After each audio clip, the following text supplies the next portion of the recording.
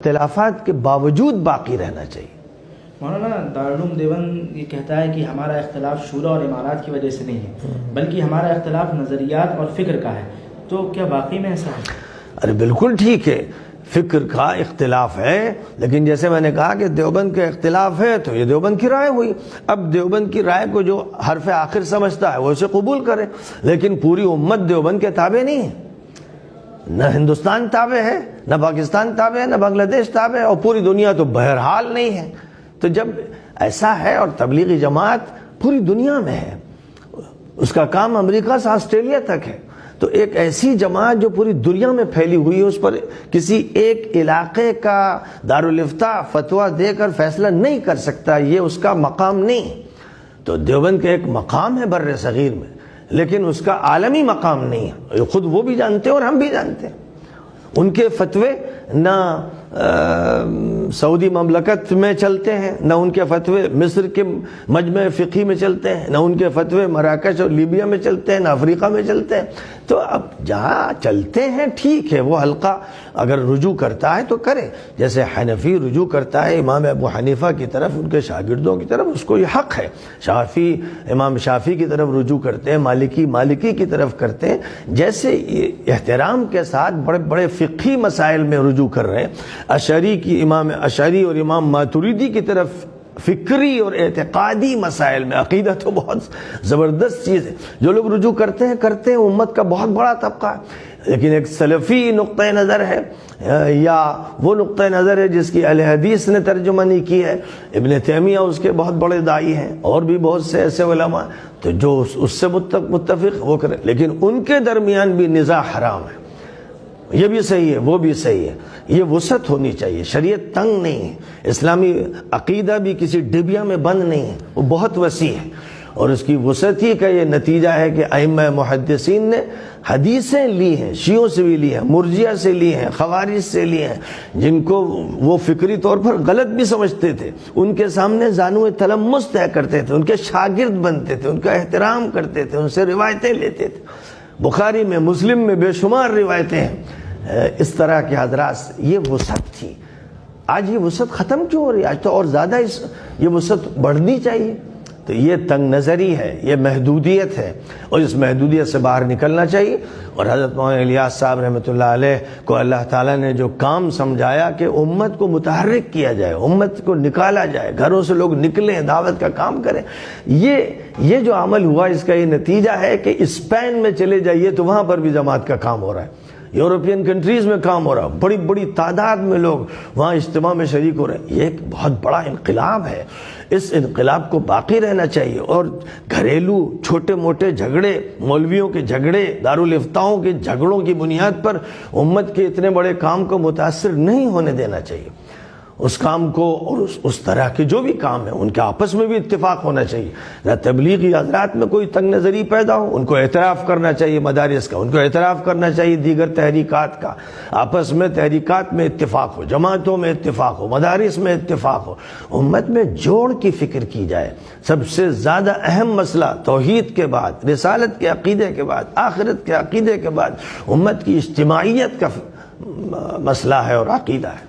مولانا آخری سوال، بہت سے لوگ شورا اور امارات کے اختلاف کو اس طرح پیش کر رہے ہیں جیسے کہ یہ شرعی مسئلہ ہو، اور بہت سے لوگ اس کو انتظامی جھگڑا بتا رہے ہیں، صحیح بات کیا ہے؟ دیکھیے، شریعت کا جہاں تک تعلق ہے، ہر مسئلے میں شریعت کی رائے ہے، جو اس کو شرعی مسئلہ سمجھ رہے ہیں وہ شرعی تناظر میں اسے دیکھتے ہیں، اور ان کے نزدیک یہ صحیح یا وہ صحیح، یہ باتیں ہوتی ہیں، لیکن پھر وہی کہ بہت محدود دائرے میں سوچتے ہیں۔ کام کا جو دائرہ ہے وہ بہت وسیع ہے۔ اگر فرض کیجئے کہ بھائی مولانا صاحب کے ساتھ جو لوگ ہیں انہوں نے ان کو امیر مانا ہے، وہ اپنی عمارت کی بات کرتے ہیں، اور جو ان کے ساتھ اب ان کا جو فریق اس وقت ہے وہ ان کو امیر مانتا ہے، تو اس میں کیا حرج ہے؟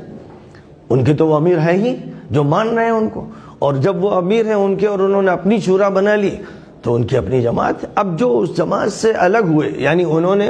اختلاف کیا، فکری، انتظامی، نظریاتی، کسی طرح کا بھی اختلاف کیا، وہ اپنے انداز سے کام کر رہے ہیں، اور کر رہے ہیں، ان کا بھی احترام ہے، ان کا بھی اکرام ہے، ان کا ایک نقطۂ نظر ہے، اس طرح وہ سوچ رہے ہیں، اور ایک انتظام ہے جو ان کے ذہن میں ہے۔ اس لیے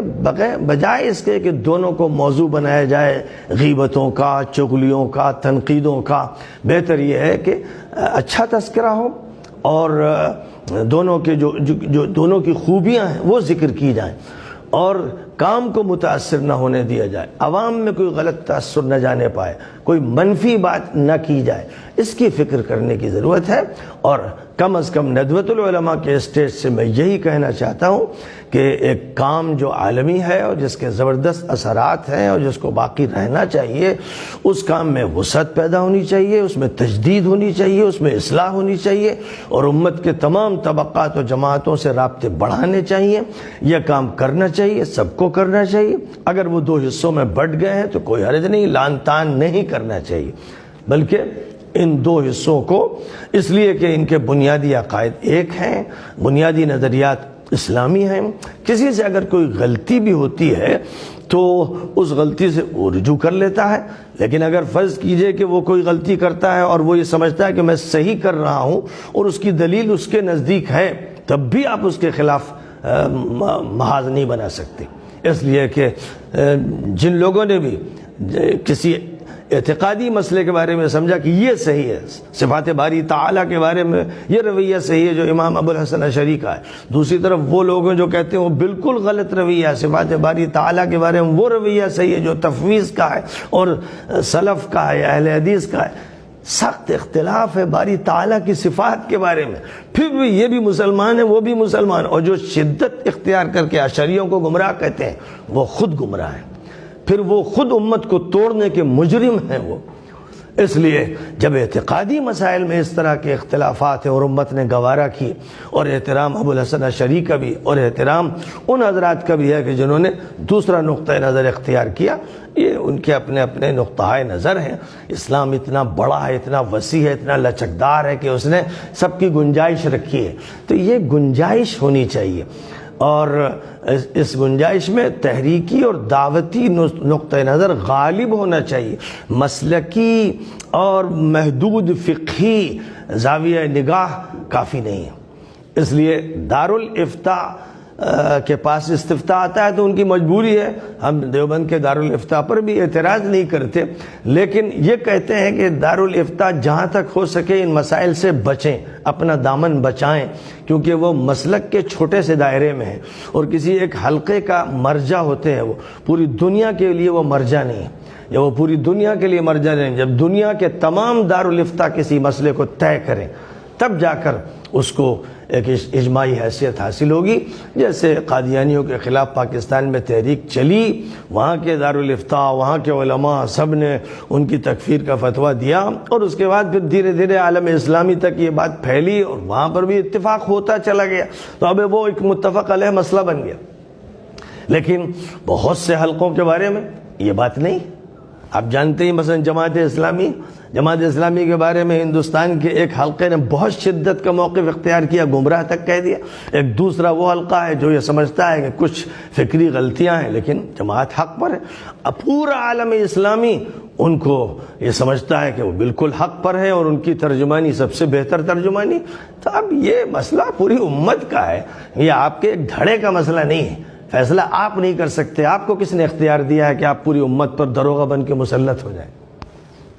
جزاک اللہ۔ میں اپنے ناظرین سے درخواست کرتا ہوں کہ اس ویڈیو کو زیادہ سے زیادہ شیئر کریں۔ السلام علیکم۔